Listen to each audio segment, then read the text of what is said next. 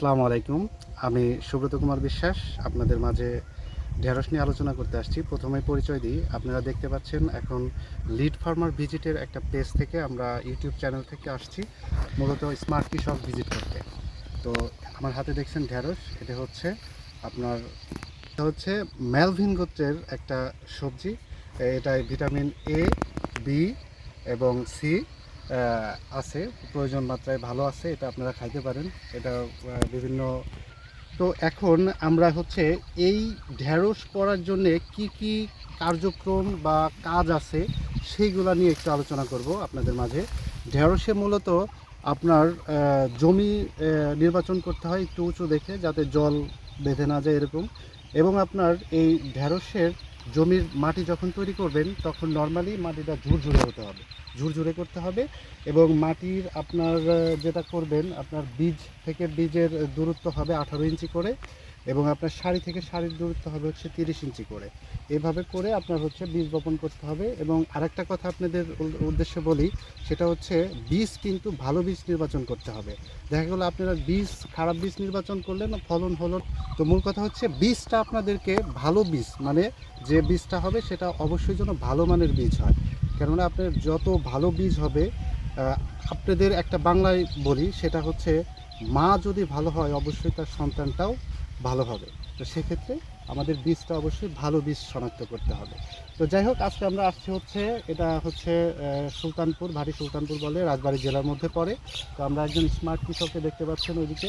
এই স্মার্ট কৃষকের আর কি এই যে কোন আদলে তার ফসলগুলো করে, বিশেষ করে এই ভেন্ডিটা যে করছে, ঢেঁড়সটা যে করছে, কি কি সিস্টেমে কি কি নিয়ম পালন করছে, কি কি সার দিতে হয়েছে, শুরু থেকে আমরা তার সঙ্গে আলোচনা করব। এবং সে কি কি কীটনাশক ব্যবহার করে, কোনটা করলে ভালো হবে, এই ডিটেলসগুলো মূলত আমরা তার মুখ থেকেই শুনবো। এবং তার সেই সিস্টেম অনুযায়ী যদি আপনারা করেন তাহলে অবশ্যই আপনারা ভালো ফলাফল পাবেন। এবং আপনারা জানেন বর্তমানে ঢেঁড়সের প্রচুর দাম, প্রচুর চাহিদা। তো সেক্ষেত্রে আমি একটু আপনাদের নলেজে দিয়ে রাখি, আমার এই কৃষক ভাই পার ডে প্রায় 80 কেজির উপরে ঢেঁড়স।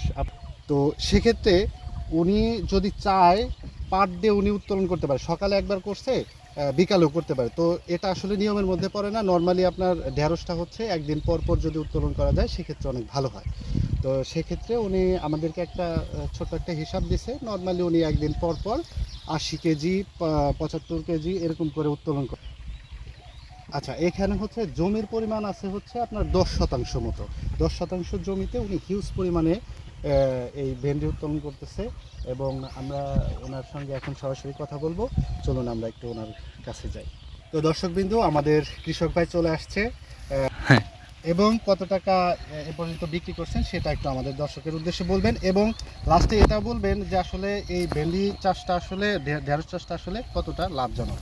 আসলে আমার টোটাল এখন তো খরচ হয়েছে 10 থেকে 12 হাজার টাকা।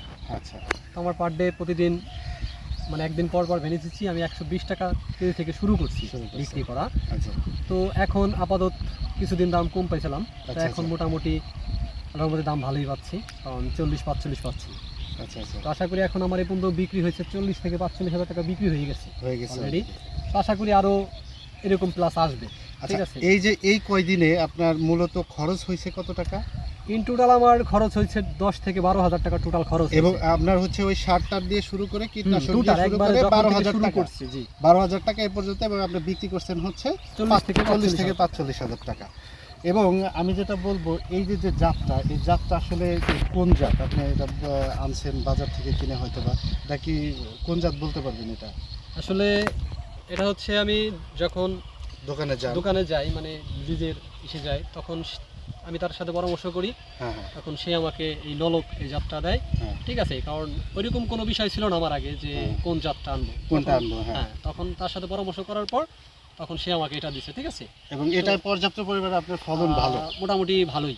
এখন আপনি কৃষকদের উদ্দেশ্যে কি বলবেন, যে এই নলক জাতটা করবে না করবে না? না, করতে পারে সবাই, এটা সমস্যা নাই। করলে অবশ্যই লাভজনক হবে। লাভজনক বা ফলন বেশি পাবে। আচ্ছা, আচ্ছা, ঠিক আছে, ধন্যবাদ। স্টার্ট। যাই হোক, দর্শকবৃন্দ, আপনারা দেখলেন ইতিমধ্যে আমাদের রাসেল ভাইয়ের সঙ্গেও কথা হলো, আপনারাও সরাসরি দেখলেন। এবং তার আদলে যদি আপনারা চাষাবাদ করেন ভেন্ডি, তাহলে অবশ্যই লাভজনক একটা ব্যবসা হবে, কারণ বর্তমান যুগে কৃষিকাজটা ব্যবসায়িক হয়ে গেছে, ব্যবসায়িক রিলেটেড। একটা কৃষক যদি সে 5,000 খরচ করে, তার থেকে আর্ন করার চেষ্টা করে যে আমি 20,000 আর্ন করব। তো সেক্ষেত্রে আমি অবশ্যই সাজেস্ট করবো, এবং আমার কৃষক ভাই বলল যে এই ভেন্ডি চাষটা আপনারা অবশ্যই করতে পারেন। তো এই আশাবাদী রইল, সবাই এই চাষাবাদটা করবেন এবং এই সিস্টেম অনুযায়ী করবেন। ধন্যবাদ সবাইকে, এবং আপনাদের কাছে আমার রিকোয়েস্ট থাকবে যে আমার এই চ্যানেলটাকে অবশ্যই যারা নতুন দেখছেন কৃষক ভাইরা, তারা অবশ্যই সাবস্ক্রাইব করবেন এবং লাইক করবেন, কমেন্ট করবেন বেশি বেশি, কারণ আমি নতুন শুরু করেছি। আমি চাচ্ছি যে আমার এই বিষয়গুলা কৃষিভিত্তিক, আর বাংলাদেশ কিন্তু কৃষিভিত্তিক দেশ, আপনারা সবাই জানেন, এটা নতুন করে বলার কিছু নাই। তো সেক্ষেত্রে আমি চাচ্ছিলাম যাতে কৃষকের হেল্প হয়। তো আমি সুব্রত কুমার বিশ্বাস আজকে আপনাদের কাছ থেকে বিদায় নিচ্ছি। ভালো থাকবেন, আসসালামু আলাইকুম। তো যাই হোক, আমাদের এই ফসল নিয়ে আজকের আমাদের মেন বিষয় ছিল হচ্ছে ভেন্ডি চাষাবাদ নিয়ে।